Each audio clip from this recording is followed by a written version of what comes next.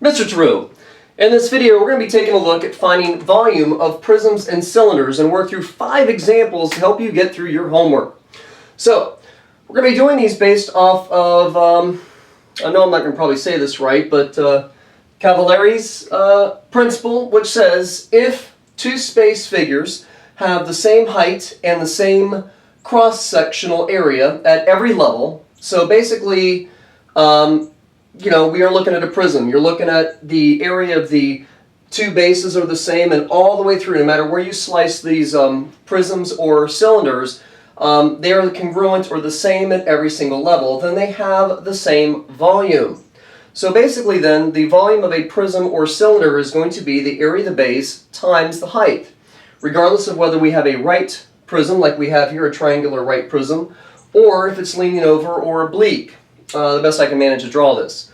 So if I wanted to find the volume of this particular one here, it would be the area of the base, which is 1/2 6 times 5, because this is a right triangle, so the two legs connect as the base and the height of that triangle. So it'd be 1/2 of 6, which is 3, times 5 is 15, and then we would just multiply it by the height of the prism, which is going to be 10. Now if it's leaning over, remember that we need to measure height in a sort of, in a fashion where we measure a perpendicular line from the two planes which contain the two bases. And so that would be 10 here. Now over here, actually this is a little bit clearer picture. I got a prism which has bases which are trapezoids, and the height of the prism is going to be 10. The 11 is a little bit longer because we're leaning over. I'm trying to make this look like it's leaning over to the your right. So, well, it's just area of the base times the height, and we have volume. So, to find the volume of this prism, I'm going to have to find the area of the base, which is a trapezoid. So we're going to do the base area, which is going to be 1/2 the height of our trapezoid. And I didn't give you too many distractors here. I just actually gave you a little segment and said, okay, well, the distance between the two parallel lines, or the two bases of our trapezoid, is going to be equal to 5. So 1/2 the base, the height, which is 5, times the sum of the two bases, b1 plus b sub 2. So it's going to be 6 plus 4. So 6 plus 4 is equal to 10. Half of 10 is equal to 5, and 5 times 5 is going to be 25 square units. Okay, now I'm finding the area of the base. That is supposed to be a 2 there.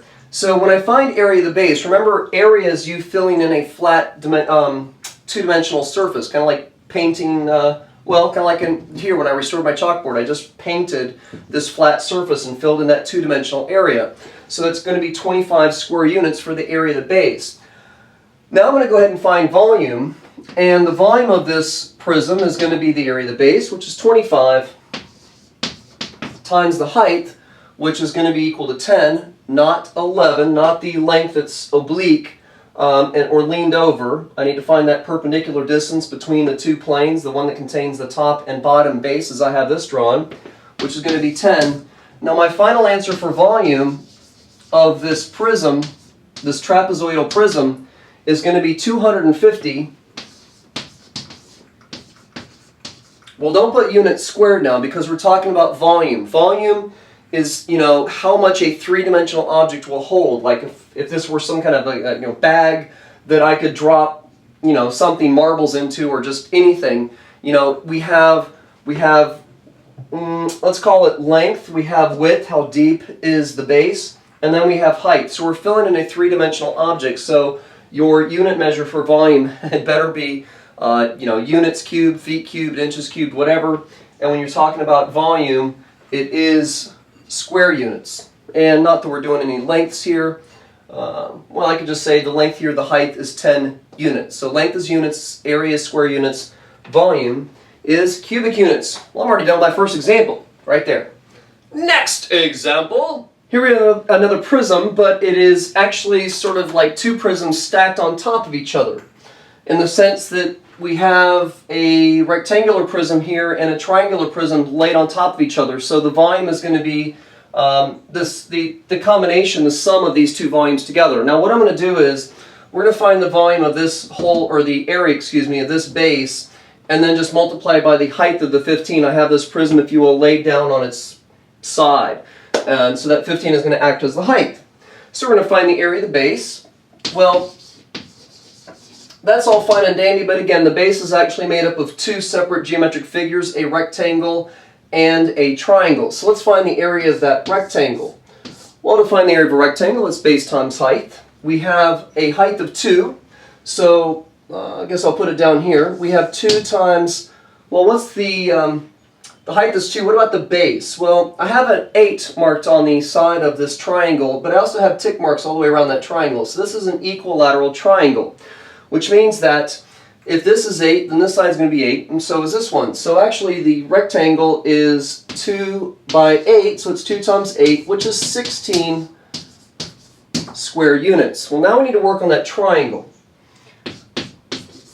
And we're going to add that to the area of the rectangle. Well, the triangle, let's just pull this out and have it a little bit clear. It's not exactly isosceles, or excuse me, it looks like it's isosceles. It's supposed to be equilateral.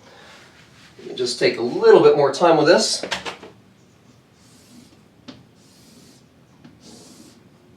Okay, now if it's an equilateral triangle, then, well, not only are all the sides equal, but all the angles are as well. So that's 8, this is 8, and this is 8. Well, an area for a triangle, well, there's actually a lot of formulas for areas of triangles. I know all 3 sides of this triangle, so I could find the perimeter, multiply it by half, and let's go ahead and just use that. I'll just find the area of this 2 different ways in case, well, to help you guys out with your homework. Let's see here. One way of finding the area of a triangle when you know all 3 sides is to find this value of S, which is equal to 1/2 the overall perimeter. So it's going to be 1/2 8 plus 8 plus 8. Well, 8 and 8 is 16, another 8 is 24, and half of 24 is equal to 12. And then the area is equal to the square root of that value of S times the overall perimeter, or excuse me, each side minus that. So it's going to be 12 minus 8 times, again, 12 minus 8 times 12 minus 8. Now what I'm working through, by the way, is called Heron's formula. And you find the perimeter, you take half of it, and you subtract that with each side of the triangle as you go around, and the square root of all that is supposed to be the area. And this comes out to be 12 times 4 times 4 times 4. And I can't do that in my head, and I also I plan on doing this with a little bit of 60-30 triangle work or trig work, so I don't really know what the answer is off the top of my head. Let me just pause and get the answer, and then we'll come back and I'll show you another way of finding the area of this triangle. Okay, so that came out to be 16 square root of 3, or 27.7 for the area of the triangle. So we have the area of the rectangular part of our base, which is 2 times 5, 2 times 8, which was 16. We have the area of the triangle, which was equal to 27.7, or 16 square root of 3. And that total sum comes out to be 27, 37, 43.7 square units for the area of our base. Now, this is fine if you remember Heron's formula, but if you don't remember Heron's formula, that's not the only way that you have to find the area of this triangle. You could just work with the old 1/2 base times height. So let me give you, actually I'm getting a little bit dark, let me change the exposure here a little better. We can take that equilateral triangle, we can drop a height, an altitude down or a height down, remembering that with an isosceles or equilateral triangle, when you drop that height down, you're going to bisect this angle, and that was an equilateral triangle. So each of these angles are equal to 60 degrees, and then this little angle up here becomes 30. So one way of finding the altitude, which I think honestly is the best way, the quickest way, is to remember your 60-30 triangle. And your ratios for your 60-30 triangle are opposite 31, your hypotenuse is 2, and the sine opposite 60 is your square root of 3, or s, 2s, and s square root of 3. So really in my head I just figured out that the altitude of this triangle is equal to half of 8 is 4. It's 4 square root of 3. Now, if it were a trig or a geometric figure where you couldn't just rely on your 60-30 or 45-45 triangles, you can also do trig. And remembering that, let me just highlight this or get that out of there so you see that right triangle. From the 30, this is the adjacent side. So I'm giving you 3 ways to find the area of this triangle.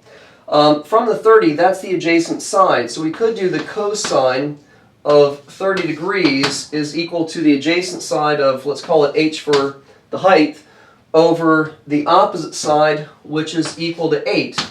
And then h comes out to be 8 times the cosine of 30. And if you're in, say, a pre-calc class, or maybe even in your Geometry Algebra 2, you are studying like your ratios of your 60-30 triangles or your unit circles, you'll know that the cosine of 30 is square root of 3 over 2.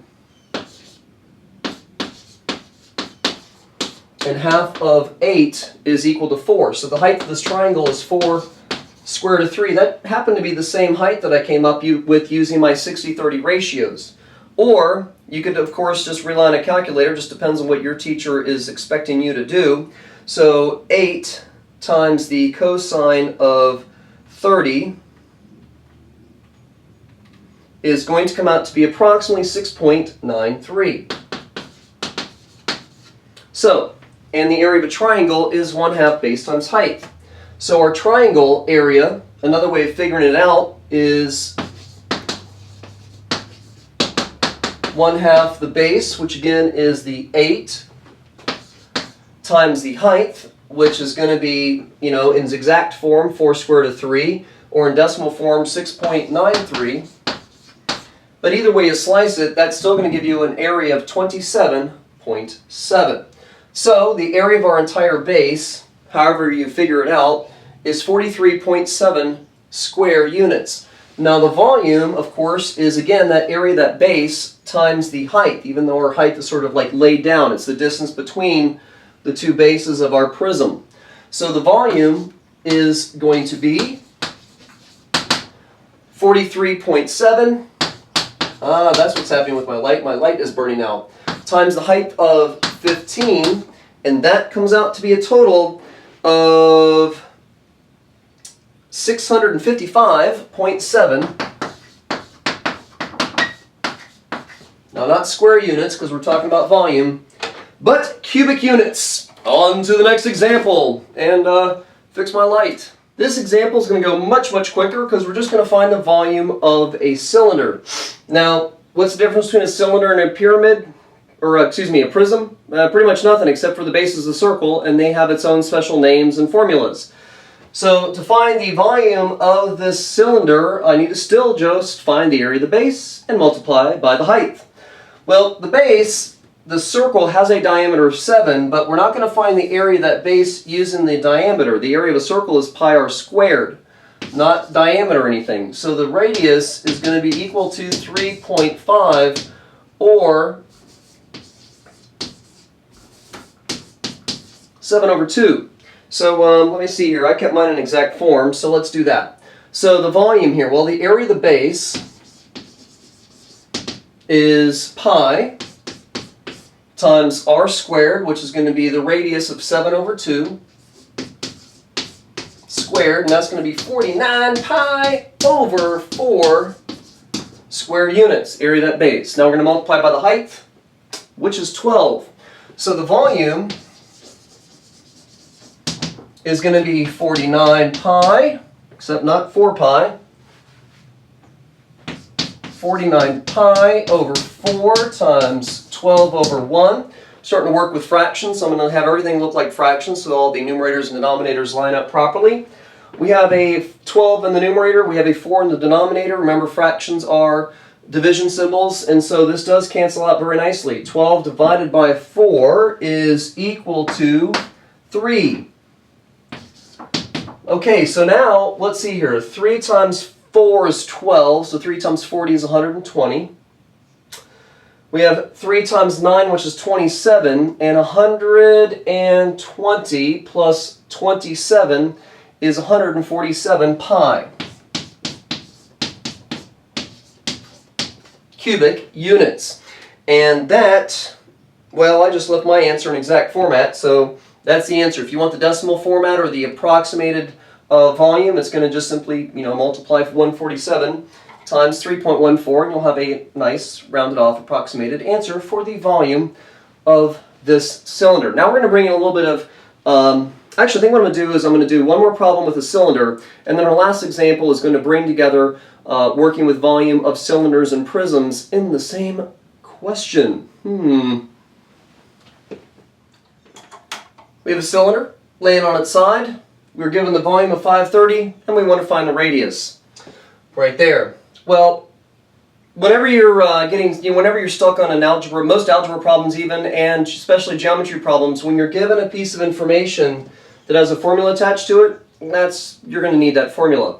So since they said the volume is equal to 530 cubic units, then I'm going to set up the volume formula. I didn't really give you a formula for finding the volume of a cylinder or a prism for that much matter, except for base times height. So let's just remember, okay, well, it's base. The base is the circle. The area of a circle is pi r squared, and the height is 7. Well, actually, I'm plugging the numbers already. The volume is pi r squared times h. There you go. There's your formula for finding the volume of a cylinder. Well, the volume is 530. Pi is 3.14, or leave it as pi.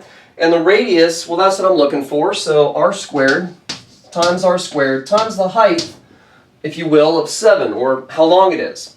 So we're going to, just reorganize. Actually, I'm not even going to reorganize this. I'm looking for r, and with r is a multiplication of pi and a multiplication of 7. And of course, we're going to undo multiplication by applying the inverse math operation, which is division. So we're going to divide both sides by 7 pi, and we get r squared is equal to, well, right off the top of my head, 530 minus, or divided by 7 pi, comes out to be 24.1.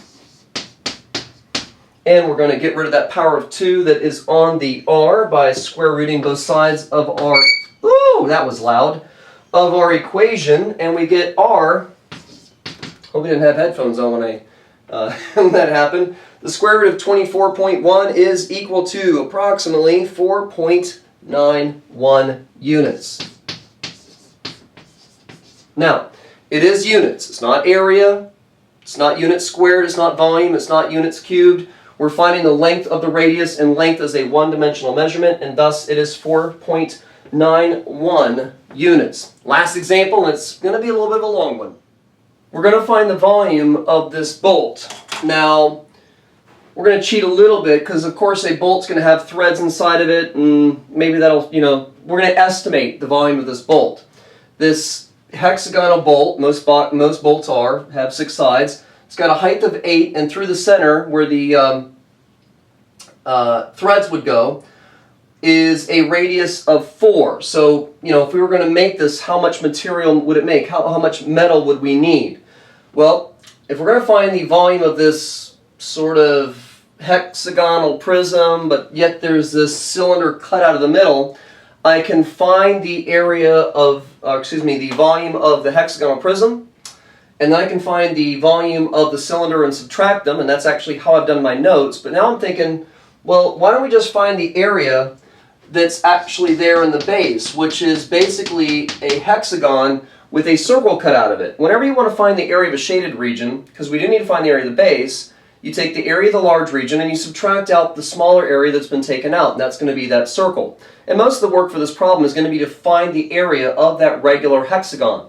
Now, when I've made videos about finding the area of regular polygons, and I've done them separately where I did either a equilateral triangle or a square or a hexagon, and I did those with our 60-30 triangles and saved the trig for later videos. But my comments have kind of shown me that most students have questions about the trigonometry. So while I can do the area of this hexagon with our 60-30 ratios, I'm going to work this out using trigonometry as well, reminding you of how to set that up.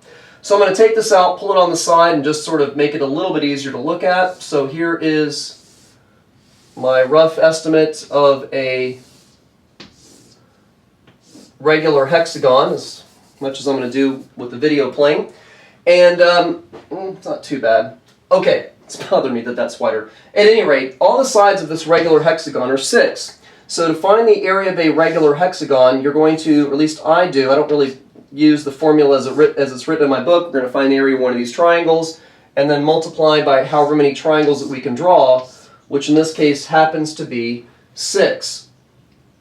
So to do that, we need to find the area of one triangle first, and this is where the trigonometry is going to come.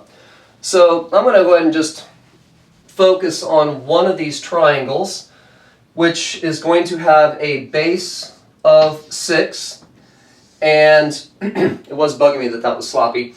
And to find the area of a regular polygon, you need to start with finding the measure of this vertex angle that we end up looking at with this isosceles triangle, and this is like basically looking at right there. So this vertex angle is going to be equal to 360 divided by, I'm trying to do this as if it wasn't such a special case, that 360 degrees is going to be divided by 6 because it was a hexagon, 6 sides, and that vertex angle is going to be equal to 60 degrees. And then we're going to need to find the area of this triangle, and we're just going to stick with the old-fashioned 1/2 base times height. We're going to do that by dropping an altitude down, and when you drop an altitude down in an isosceles triangle, it's going to bisect the base and the angle. So this side here is equal to 30 degrees. This base of 6, which again came from the side of our regular hexagon, is going to get cut in half as well from that altitude, and that means that this is going to be equal to 3, and now I'm going to focus on just the right triangle portion of this isosceles triangle to really point out the trig again. Well, again, this is, I can't help but say, this is a 60-30 triangle, so our sides are going to be opposite the 90-degree angle. It's going to be equal to 2s.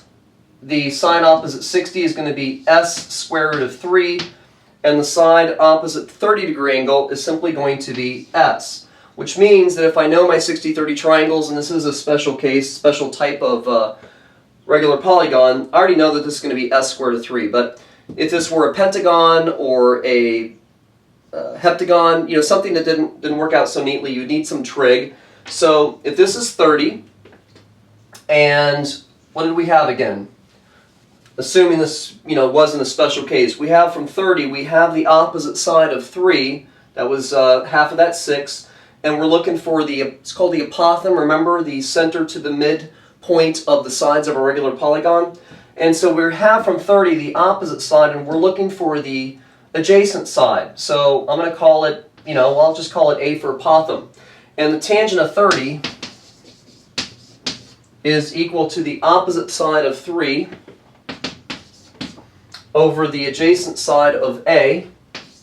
And that means that, well, if you don't want to solve, you can't solve an equation or solve for a variable when it's in the denominator of your equation. So I'm going to multiply both sides by A, and that is going to be, well, a tangent of 30 equals 3. Divide both sides by the tangent of 30.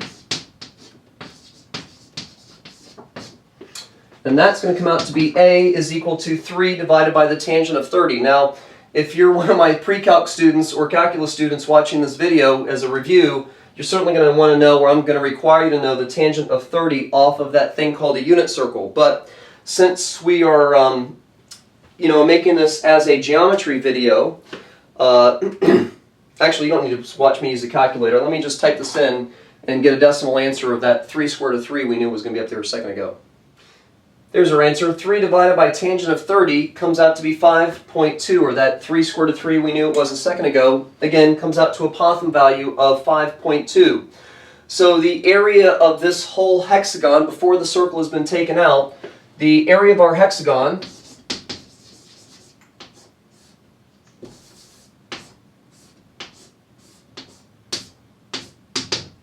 is going to be 6 times the area of one of these triangles. Remember that triangle right there. So it's going to be 6 times 1/2 the base, which is the side of our hexagon of 6, times the height of these triangles, times the length of the apothem. which is 5.2.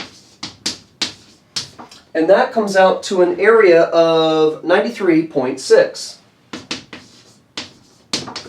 Okay, well now we need to come through and start, this is going to start going a lot quicker, cut out that circle. So, we know the area of a circle is equal to pi r, and our radius is equal to 4 squared, or 16 pi square units. So the area of our base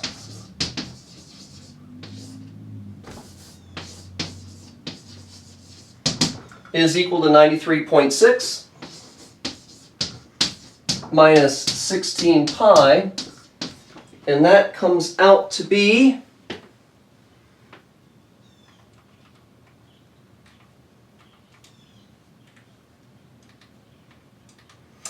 43.3, approximately, rounded off, 43.3 square units. Now that we know the area of this base, this hexagon with the circle cut out, we're just going to multiply by 8 and this is going to be done. So our volume is equal to the volume of the base, or excuse me, the area of the base, times the height, which is going to be equal to 8, and that comes out to be 346.7, approximately, cubic units. And let me check, because I did work this out a little bit differently than how I did. Now, in my work, actually in my notes, I found the volume of the entire hexagonal prism, and I kept it in exact format. And then I found the area of the cylinder and kept it in exact format and didn't have any round-off error until the very, very end of the problem.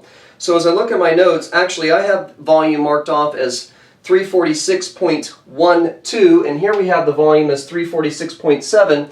That's just a issue of how much are you rounding off in your work. I rounded all of these off to the nearest tenths. Maybe I should have rounded off to the nearest hundredths, and I would have been closer to the actual correct answer. So as you do your work, make sure that you're following your work, you're going through the mechanics of these problems, rounding off as your teacher requests you to do, or even keeping them in exact form if that is what is required from your class. I am done. I'm Mr. True. Go do your homework.